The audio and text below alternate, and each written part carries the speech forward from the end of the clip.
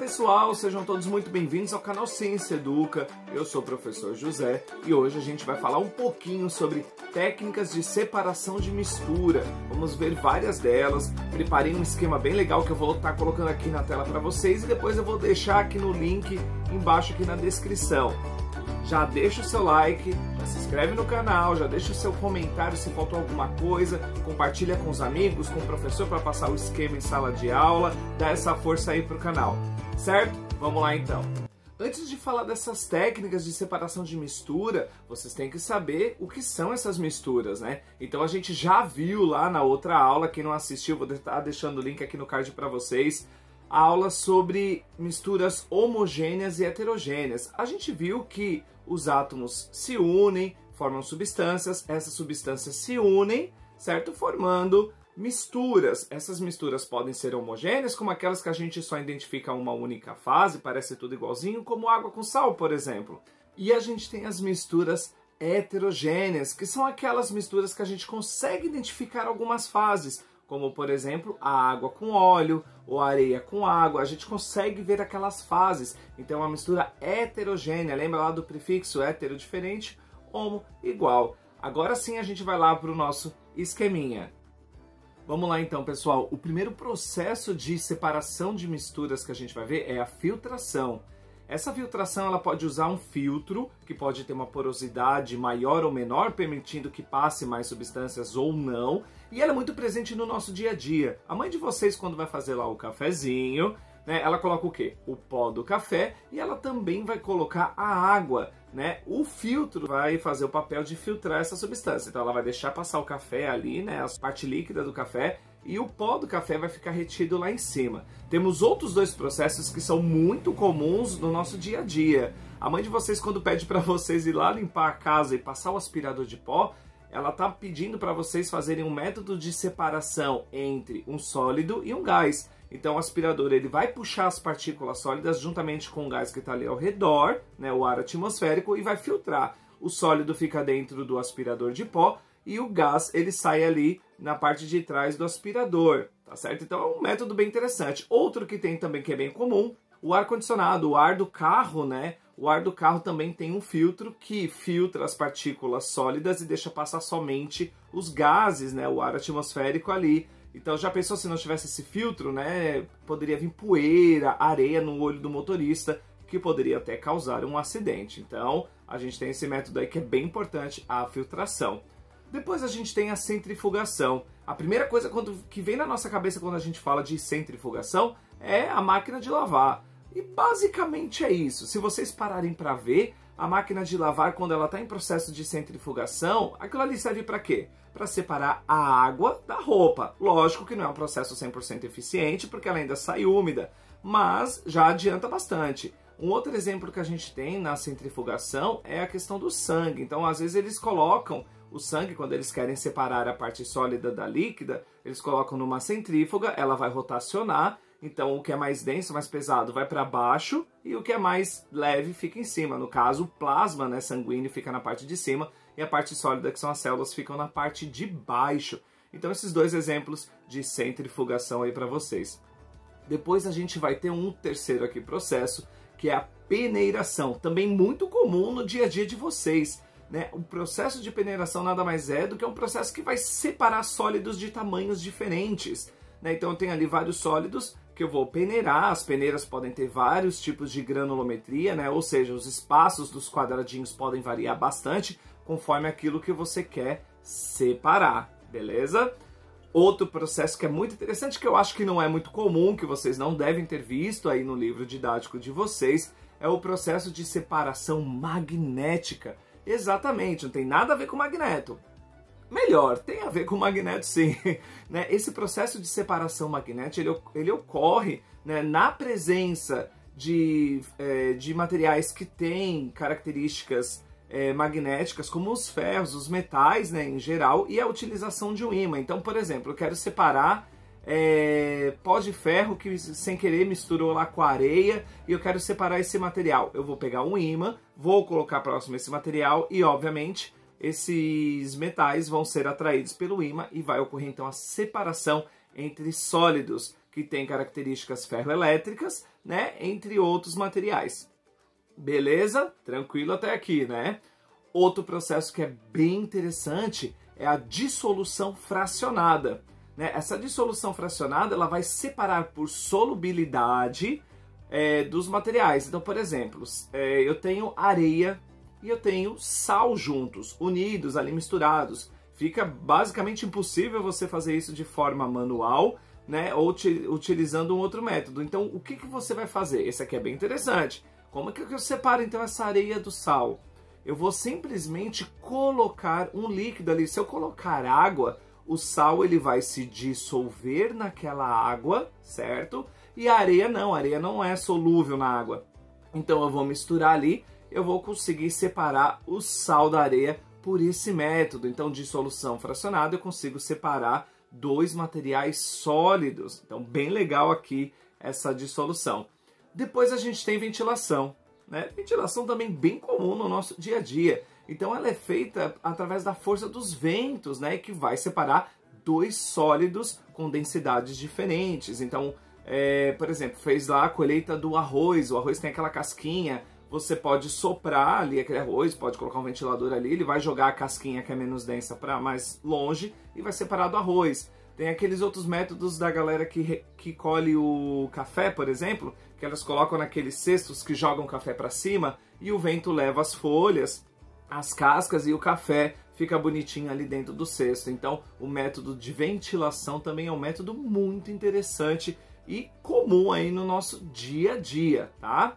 A gente tem também aqui, por exemplo, o método de flotação. O método de flotação ele vai separar dois sólidos, né, sendo um mais denso e outro menos denso.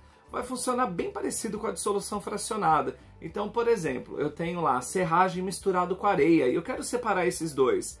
Eu posso colocar então dentro dessa serragem com areia, eu coloco água, o material que é menos denso ele vai boiar, ele vai para cima e o que é mais denso fica na parte de baixo, né, do recipiente onde eles se encontravam. Então a gente consegue separar esse método por flotação. É a mesma coisa que se a gente tivesse, por exemplo, misturado isopor com areia, por exemplo, né? Então a gente misturou os dois, a gente quer separar. A gente poderia também até usar o método de ventilação, mas não seria tão eficiente porque a areia também é bem pequenininha e sairia voando junto. Então aqui se a gente coloca a água, né, as bolinhas de isopor iriam boiar e a areia ia ficar no fundo do recipiente. O método comum também que vocês usam direto, a mãe de vocês usa basicamente todo dia, é o método de catação. Exatamente, a gente vai separar, né, dois sólidos que são visualmente diferentes.